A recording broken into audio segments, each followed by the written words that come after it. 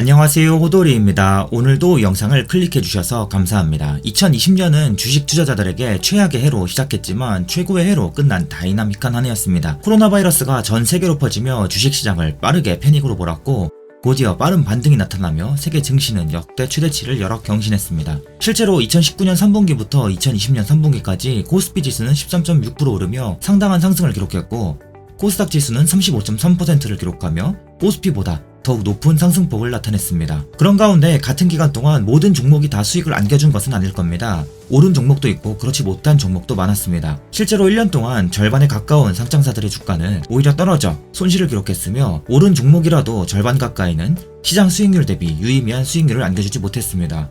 이에 반해 같은 기간 30% 이상 주가가 오른 종목들도 여럿 있었습니다. 약 580개에 달하는 상장사들이 30%가 넘는 수익률을 기록했는데요. 시장 상승률과 비교해도 결코 낮지 않은 수익률입니다. 그런데 이처럼 주가가 많이 오르는 종목들을 가만히 살펴보면 유독 두 가지 유형으로 나뉩니다. 첫 번째는 소위 잡주, 작전스러운 주식이라 불릴 만한 근거 없는 상승을 기록한 주식입니다. 하지만 진짜 투자를 수행하는 투자자에게는 이들 종목이 크게 의미가 없을 것이며 분석도 어렵거나 필요 없는 수준에 불과할 것입니다.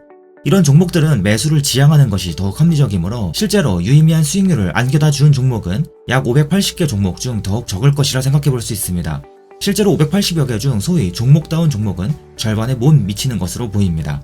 이는 전체 상장사의 20%도 되지 않는 수치입니다. 즉 파란만장한 코로나 이슈 끝에 커다란 상승장이 왔음에도 유의미하게 투자했어야 했음직한 종목은 일부에 불과하다는 것입니다. 이들 기업은 또 하나의 두드러지는 특징을 나타내는데 같은 기간 이익이 크게 증가했다는 점입니다. 코스피 지수가 13.6% 오르고 코스닥 지수가 35.3% 오르는 동안 시가총액이 300억 원 이상인 모든 종목을 균일하게 매수했다면 동일 기간 23.5%의 수익률을 기록할 수 있었습니다. 그런데 이들 기업 중 투자 기간 동안 영업이익이 증가할 기업에만 선택적으로 투자할 수 있었다면 23.5%의 수익률은 48.6%로 드라마틱하게 급증합니다. 무려 2배에 가까운 수익률을 기록할 수 있었던 것입니다. 이처럼 이익이 증가한 기업은 총 629개에 달했는데 그중 절반에 가까운 44%에 달하는 기업들이 30% 이상의 수익률을 기록하며 전체적인 수익률 상승을 이끌었습니다. 이처럼 이익 증가 기업이 높은 수익률을 나타내는 경향은 과거에도 꾸준히 나타났는데요. 관련 내용은 블로그에 꾸준히 포스팅해 두었으니 참고 바랍니다. 물론 앞으로 1년 동안 이익이 크게 증가할 기업을 찾아내는 것은 매우 어렵거나 불가능합니다. 이들 종목을 모두 사는 것 또한 아예 불가능합니다. 그럼에도 이러한 통계는 나름대로 의미를 줍니다. 어떤 의미를 줄까요? 이는 오픈 결말입니다. 30%에서 2000%에 이르기까지 높은 수익률을 기록한 기업이 약 580개에 이른다고 이야기했는데요. 코로나 시기에 들어 코로나 수혜를 크게 누린 메디컬 및 바이오 기업들, 배터리 산업이 점차 확대하며 이익의 낙수를 누린 2차전지 기업들, 반도체 업황 개선에 따라 낙수를 누린 반도체 기업들, 내수 소비재 기업들 등이 높은 수익률을 나타냈습니다. 대표 2차전지 기업인 PNT, CIS 등의 기업이 200% 이상의 수익률을 기록했고 TSE, FSD 등 대표 반도체 기업도 200% 이상의 수익률을 기록했습니다. 코로나 수혜를 본 전자결제산업 대표 기업인 NHN 한국사이버결제는 221%에 달하는 수익률을 기록했습니다. 같은 기간 동안 가장 많이 오른 종목들 리스트는 블로그 글에 업로드되었으니 참고하시기 바랍니다. 시가총액 300억 원 이하 기업은 제외하였습니다. 하지만 앞서 이야기했듯 앞으로 이익이 증가할 기업을 찾는 것은 매우 어렵습니다. 이런 기업들을 모두 찾는 것은 아예 불가능하고 1년 동안 100개만 찾아도 정말 대단한 업적일지도 모릅니다. 실제로 상당수 분들께서는 그래서 이익이 증가할지 어떻게 알아? 그걸 못 찾으니까 못하는 거지와 같은 반응을 나타내실 거라 예상합니다. 이는 당연하고 마땅한 반응입니다. 기업의 이익을 예측하는 것은 완벽할 수 없으며 변동성도 크기 때문에 보수적인 투자자분들 중에서도 회의적인 시각을 갖는 경우가 많습니다.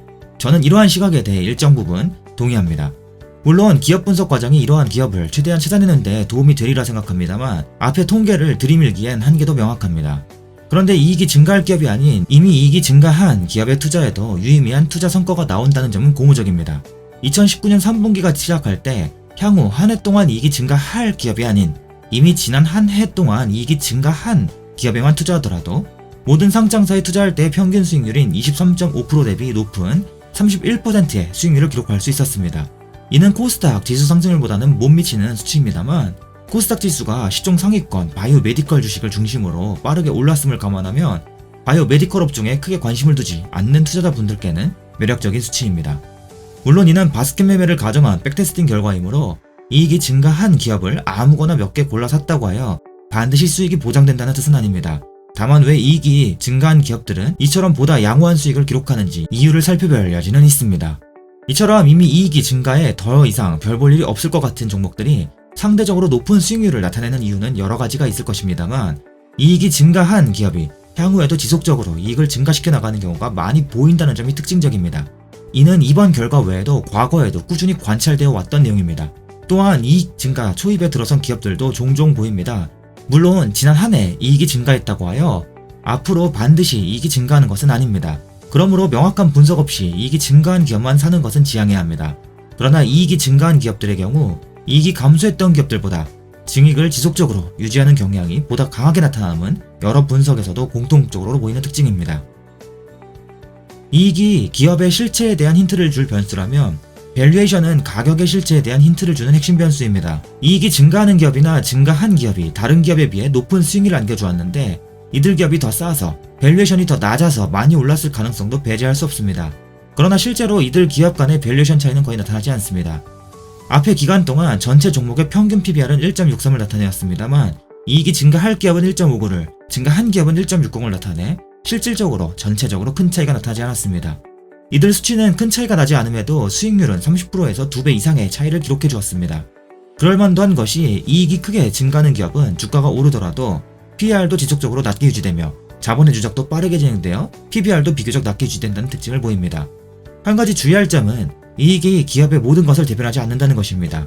기업의 주가를 결정하는 것은 이익과 밸류에이션 외에도 매우 많은 요인들이 있고, 실제로 이익을 매우 중시하는 스타일의 저라지만 이익 못지않게 여러 요인들도 매우 중요하다고 생각하고 분석 시 필수적으로 깊게 살펴봅니다. 정성 분석이 압도적으로 중요함은 두말이 필요가 없습니다. 따라서 분석 과정에서는 이익에만 집착해서는 안 된다고 생각합니다. 다만 새로운 종목 발굴부터 분석까지 이익은 많은 힌트와 아이디어를 주므로 계량 데이터를 주기적으로 확인합니다. 이번 영상처럼 말입니다. 이번 블로그 포스팅과 영상에서도 분석이 아닌 오직 이익의 관점에서만 글을 서술했으므로 오해의 소지가 전달되지 않기를 바라며 이를 함께 코멘트합니다.